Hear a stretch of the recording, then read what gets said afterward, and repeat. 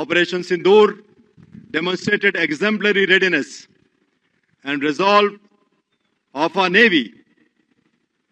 as our units undertook swift deployment and maintained a highly aggressive posture throughout the period. Operation Sindoor के दौरान नौसेना समुद्र से पाकिस्तान पर हमला करने के बेहद करीब थी। एडमिरल त्रिपाठी का कहना है कि ऑपरेशन सिंदूर ने भारतीय नौसेना की अनुकरणीय तत्परता और संकल्प का प्रदर्शन किया, क्योंकि इसकी इकाइयों ने त्वरित तैनाती की और पूरी अवधि के दौरान अत्यधिक आक्रामक रुख बनाए रखा। नौसेना प्रमुख एडमिरल दिनेश के त्रिपाठी ने बुधवार 4 अप्रैल 2026 को कहा कि ऑपरेशन सिंदूर के दौरान भारतीय नौसेना समुद्र से पाकिस्तान पर हमला करने से महज कुछ ही मिनट दूर थी। तभी इस्लामाबाद ने सैन्य कार्रवाई रोकने का अनुरोध किया। नौसेना प्रमुख यहां नौसेना अलंकरण समारोह में बोल रहे थे, जहां उन्होंने पिछले साल पहलगाम आतंकी हमले के बाद आयोजित ऑपरेशन सिंदूर के दौरान विशिष्ट सेवा के लिए 2 शीर्ष नौसेना अधिकारियों को युद्ध सेवा पदक से सम्मानित किया। उन्होंने कहा कि ऑपरेशन सिंदूर ने भारतीय नौसेना की अनुकरणीय तत्परता और संकल्प का प्रदर्शन किया, क्योंकि इसकी इकाइयों ने त्वरित तैनाती की और पूरी अवधि के दौरान अत्यधिक आक्रामक रुख बनाए रखा। ऑपरेशन में नौसेना की भूमिका पर एडमिरल त्रिपाठी ने कहा, यह अब कोई छिपा हुआ तथ्य नहीं है कि हम समुद्र से पाकिस्तान पर हमला करने से महज कुछ ही मिनट दूर थे, जब उन्होंने सैन्य कार्रवाई रोकने का अनुरोध किया। उन्होंने आगे कहा कि ऑपरेशन सिंदूर के दौरान त्वरित और दृढ़ कार्यों के माध्यम से भारतीय नौसेना ने अपनी क्षमताओं में राष्ट्र के विश्वास और भरोसे को और मजबूत किया है। एडमिरल त्रिपाठी ने कहा,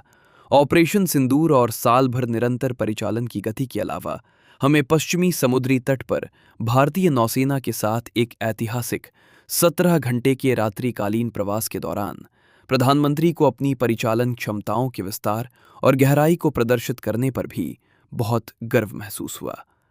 पश्चिम एशिया संघर्ष के बारे में बात करते हुए उन्होंने कहा कि जब से अमेरिका, इजरायल और ईरान के बीच युद्ध शुरू हुआ है, तब से क्षेत्र में 20 से अधिक व्यापारिक जहाजों पर हमला किया गया है।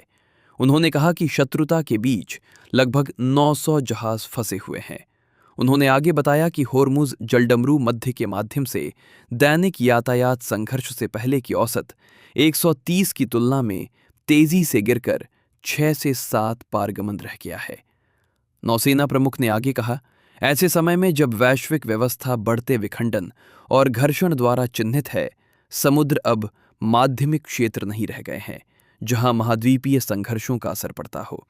इसके बजाय वे अब पहला ऐसा क्षेत्र बन रहे हैं जहां रणनीतिक इरादों का संकेत दिया जाता है और उन्हें चुनौती दी जाती है, जिसके अक्सर विषम परिणाम होते हैं।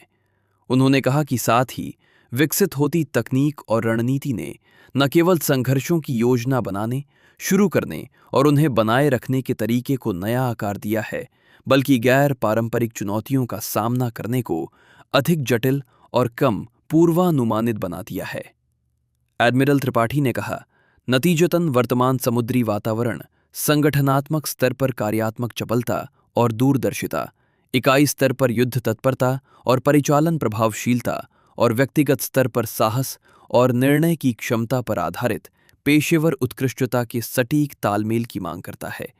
उन्होंने कहा कि भारतीय नौसेना ने म्यांमार में ऑपरेशन ब्रह्म से लेकर श्रीलंका में ऑपरेशन सागर बंधु तक कम समय में और चुनौतीपूर्ण परिस्थितियों में किए गए विभिन्न मानवीय सहायता और आपदा राहत मिशनों के माध्यम से क्षेत्र में प्रथम प्रत्युत्तरकर्ता के रूप में देश की प्रतिबद्धता को बनाए रखा है।